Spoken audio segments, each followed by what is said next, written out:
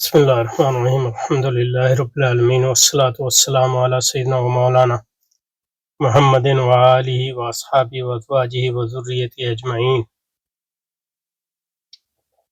اللهم ربنا أرنا الحق حقا وارزقنا اتباعه وأرنا الباطل باطلا وارزقنا اجتنابه. اللهم أرنا حقائق الأشياء كما هي ربنا زدنا علما وعملا وإخلاصا يا رب العالمين. اللهم انصر أولياءك في غزة، اللهم فرج عنا وعن إخواننا في غزة وفي فلسطين كلها وفي مشارق الأرض ومغاربها. اللهم نفس كربنا وكربهم وثبت أقدامنا وأقدامهم والطف بنا وبهم يا أرحم الراحمين يا أكرم الأكرمين يا رب العالمين. اچھا جی، اللهم صل على محمد وعلى سيدنا محمد وبارك وسلم آمین. فلسفے کی تعلیم کا آغاز کس فن سے کیا جانا چاہیے؟ اب آغاز میں یہ بات کہنی چاہیے کہ ہمارے دوارے کے لحاظ سے یہ بحث جو ہے دو طرح سے فرسودہ ہے، یعنی یا فرسودہ نہ بھی کہیں تو irrelevant ہے. یعنی irrelevant کو اردو میں کیا کہتے ہیں؟ irrelevant یعنی بے محل یا لا یعنی یا غیر متعلقہ بحث ہے، کیونکہ دو وجہ سے. ایک تو بہت سے وہ فن جس کو یہاں فلسفے میں شامل کیا گیا آج فلسفے میں شامل نہیں عمومی یعنی تعلیمی نظام میں. اور اگر ہمارے مدرسے کے نظام میں بھی دیکھیں تو بہت سے وہ فن پڑھائے نہیں جاتے، تو لیکن پھر بھی دیکھتے ہیں کہ اس میں اگر کوئی چیز کہنے کی ہو تو. اس بارے میں فارابی نے 4 رائے لکھی ہیں. فارابی جو ہے فلسفی ہے، مسلمان فلسفی میں سمجھا جاتا ہے، لیکن یہ کہ وہ گو کہ اس نے مطلب یہ کہ یہ یعنی افلاطون اور خاص طور پر رسو اور افلاطون کا بیسیکلی ڈسائپل ہے، یعنی ان کا مرید ہے، اور اسی کی کتابوں سے ابن سینا نے جو ہے فلسفے کو پڑھا. افلاطون کے شاگردوں کا نظریہ یہ تھا کہ علم ہندسہ یعنی جیومیٹری سے تعلیم کی ابتدا کی جائے. اب اس کا میں اس پہ میری کوئی تحقیق نہیں ہے کہ افلاطون کے شاگردوں سے کیا مراد ہے. مثلا یہ کہ سب سے بڑا اس کا شاگرد تو ارسطو ہے، اور ارسطو کے ہاں میرے تو خیال نہیں ہے کہ اس نے علم ہندسہ کو اس قسم کی کوئی اہمیت دی ہے. بہرحال اب یہ نہیں پتا کن شاگردوں کی بات کر رہے ہیں. اور علم ہندسہ جو ہے اب وہ فلسفے کا حصہ نہیں ہے، اور ہمارے مدارس میں پڑھایا جاتا تھا، اوکلیدس کتاب پڑھائی جاتی تھی، یعنی ہمارے اساتذہ پڑھاتے تھے، لیکن اب وہ تو یعنی مطلب یہ ہے کہ زیادہ تر مدارس میں وہ داخل نہیں ہیں. جو شخص علم ہندسہ نہیں جانتا وہ ہمارے پاس نہ آئے. یہ تھا، یہ ریاضی کے بارے میں کہا گیا. یہ افلاطون کے بارے میں روایات میں یہ ملتا ہے، لیکن پہلی بات تو یہ ہے کہ ان کے یہاں اس کا جو مدرسہ تھا یا اس کا اسکول تھا، اب اس کے مدرسے پہ آویزہ ہو یا نہ ہو، لیکن یہ کہ اس کا ان معنوں میں مدرسہ نہیں تھا جن معنوں میں ہمارے ہاں مدرسہ جس کو یا اسکول جس کو کہتے ہیں یا مکتب. لیکن بہرحال اگر آپ افلاطون کی کتابوں کا مطالعہ کریں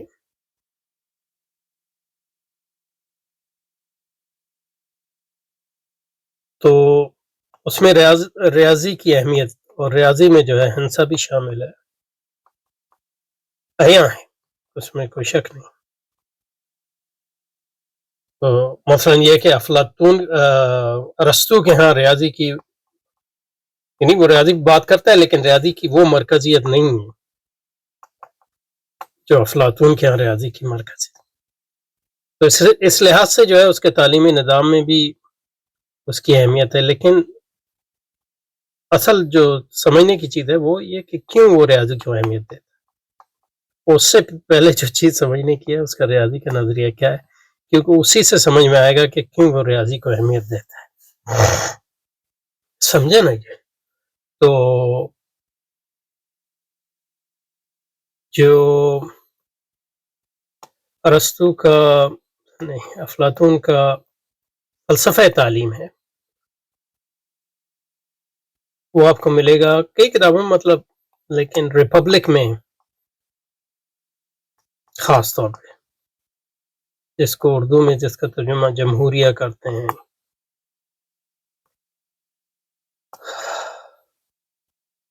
جو اس کا ایک بہت زیادہ مشہور مقالہ ہے، مقالہ نہیں مکالمہ.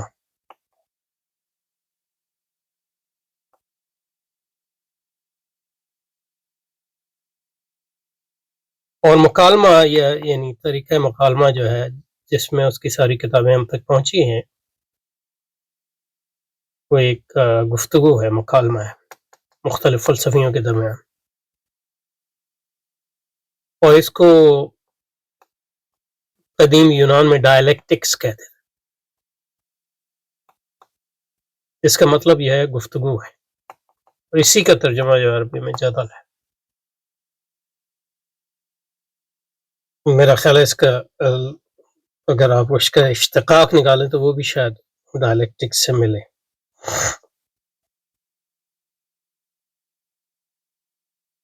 اور اس کا آپ ترجمہ آرگومنٹ بھی کر سکتے ہیں، استدلال. بہرحال کہنے کا مقصد یہ ہے کہ اس کے جو فلسفہ تعلیم ہے وہ اس کا نفس کا جو نظریہ ہے، اس کا نفس انسانی کا نظریہ ہے، اس سے بھی ماخوذ ہے. اس کا نفس کا نظریہ یہ ہے کہ انسانی نفس کے 3 اجزاء ہیں، یعنی 3 پہلو اگر کہہ لیں. ایک تو اس کے خواہشات کا پہلو ہے، اور دوسرا جذبات کا پہلو ہے، اور تیسرا جو ہے عقل ہے، اور یہ برتر ہے. لیکن یہ کہ اس کے تعلیمی نظام میں اور یہ معاشرے میں بھی یہ تینوں چیزوں کی جھلک آتی ہے. معاشرہ جو ہے خواہشات، یعنی خواہشات اور کی تکمیل انسان چاہتا ہے، اور جذبات کی تکمیل بھی چاہتا ہے، اور عقل کی تکمیل بھی چاہتا ہے. اور معاشرہ بھی انہی 3 چیزوں کا عکس کرتا ہے. معاشرے کے مختلف جو ادارے ہیں، اور وہ کہ عقل کو حکمراں ہونا چاہیے، لیکن اس کے ہاں 2 اور جو افلاطون کے ہاں بات سے بات نکلتی ہے، کوئی حرج نہیں اس میں. افلاطون کے ہاں 2 نظریے، ایک تو اس کے ہاں اعتدال کا نظریہ ہے، ماڈریشن جس کو کہتے ہیں. تو اعتدال یہ ہے کہ خواہشات ٹھیک ہیں، ان میں اعتدال ہونا چاہیے، جذبات ٹھیک ہیں، ان میں اعتدال ہونا چاہیے، اور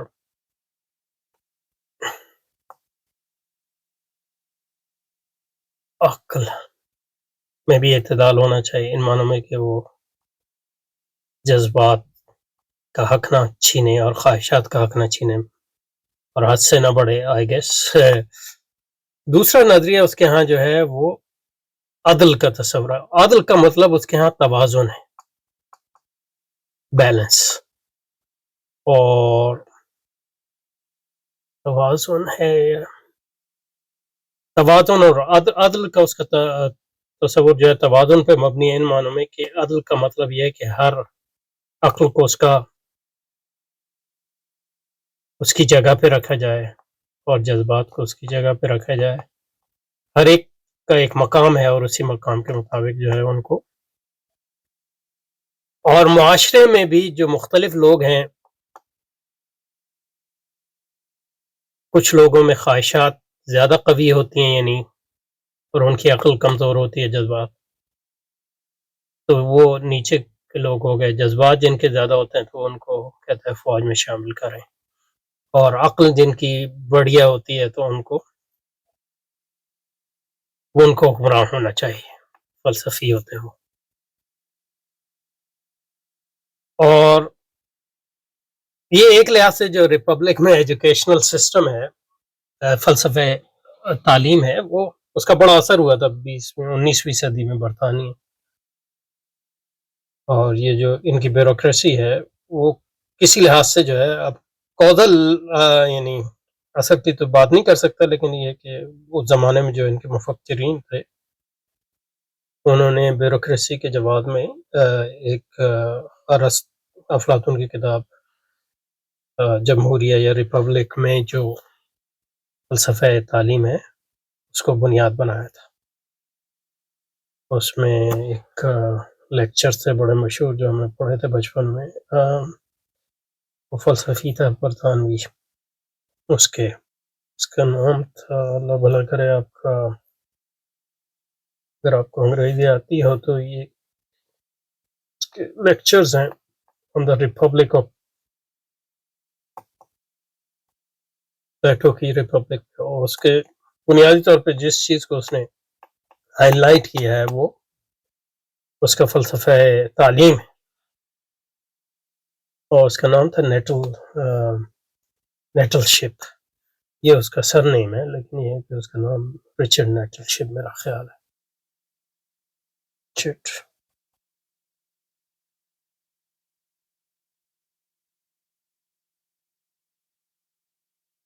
رچرڈ لوئس.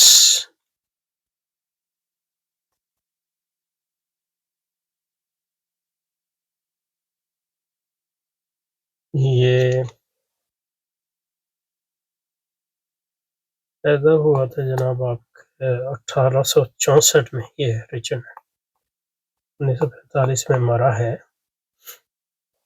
اور یہ کتاب شائع ہوئی تھی 1922 میں. ایکچولی پہلی بار یہ 1897 میں شائع ہوئی تھی، لیکن جو میرے پاس ہے وہ 1922 کا ایڈیشن ہے. بہرحال اس ساری تمہید کا مقصد یہ بتانا تھا کہ اس کے ہاں ہندسہ یا جیومیٹری یا ریاضی کی کیا اہمیت ہے. تو جیومیٹری کی جو اس کے یہاں اہمیت ہے وہ کوئی مثلث بنانے وغیرہ کی نہیں ہے، بلکہ وہ اس کا جو ریاضی بشمول ہندسے کا جو تصور ہے افلاطون کا، وہ تجریدی تصورات کا تصور. اور اس کے ریاضی کی اہمیت اس لیے ہے کہ ریاضی اس کے خیال میں ریاضی کوئی، یعنی ریاضی جس مثلث کی بات کرتی ہے وہ مثلث جو ہے دنیا میں نہیں ہے، وہ ایک مجرد چیز ہے جو عالم خیال یا عالم مثال میں ہی پایا جاتا ہے. اور دنیا میں جو مثلث ہیں وہ صرف اس کی ایک نامکمل تو نہیں کہنا چاہیے، غیر کامل یا ناقص عکس ہیں صرف. تو ریاضی یا ہندسہ یا جیومیٹری جس کو ہم کہتے ہیں، افلاطون کے اس کا مقصد اس مثلث یعنی فزیکل مثلث کی تعلیم نہیں ہے، نہ اس کی عملی اہمیت. وہ عملی اہمیت کی وہ نفی تو نہیں کرتا، لیکن اس لیے وہ عملی اہمیت کی وجہ سے وہ ریاضی کو فوقیت نہیں دیتا. وہ ریاضی کو فوقیت اس لیے دیتا ہے کہ ریاضی کا جو معروض ہے یا اس کا جو آبجیکٹ ہے یا اس کا جو محل نظر ہے جس کا ریاضی مطالعہ کرتی ہے وہ تجریدی تصورات ہے. یعنی ان کا تعلق جو ہے نہ محسوسات سے ہے، نہ جذبات سے ہے، ان کا تعلق جو ہے ذہن سے، اور ذہن سے ان کو دیکھا جا سکتا ہے۔ اور ریاضی کی اہمیت اس لیے کہ ان تجریدی تصورات کے مطالعے کے نتیجے میں ذہن کی ورزش ہوتی ہے یا ذہن کی تربیت ہوتی ہے، اور ذہن جو ہے پروان چڑھتا ہے، اور ذہن کے پروان چڑھنے سے عقل پروان چڑھتا ہے۔ اور کیونکہ عقل جو ہے آپ کے نفس کا سب سے اہم ترین فنکشن ہے، اس لیے وہ سب سے مقدس، سب سے مکمل، سب سے بڑا، سب سے اونچا فنکشن ہے، تو اس کو پروان چڑھانا جو ہے، اور چونکہ عقل ہی سے آپ فلسفہ پڑھتے ہیں، تو اس لیے فلسفہ پڑھنے سے پہلے آپ کو اس عقل کی تربیت کرنی ہے، تاکہ اس تربیت کے نتیجے میں جو فلسفے میں مجرد تصورات سے بحث ہوتی ہے، اس کے لیے آپ تیار ہو سکتے، اس لیے اس کے ہاں ہنسا اور ریاضی کی اہمیت ہے۔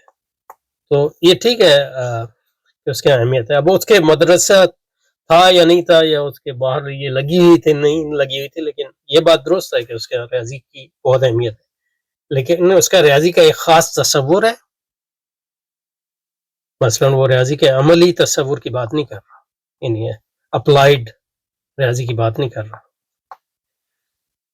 نہ وہ ریاضی جو ہے اس کے نزدیک محسوسات سے ڈیل نہیں کرتی، وہ مجرد تصورات سے ڈیل کرتی، اور مجرد تصورات سے ظاہر ہے کہ ذہن تربیت ہوتی ہے، اور ذہن کی تربیت جو ہے ضروری ہے فلسفے پڑھنے کے لیے، اس لیے ریاضی، سمجھے نا یہ۔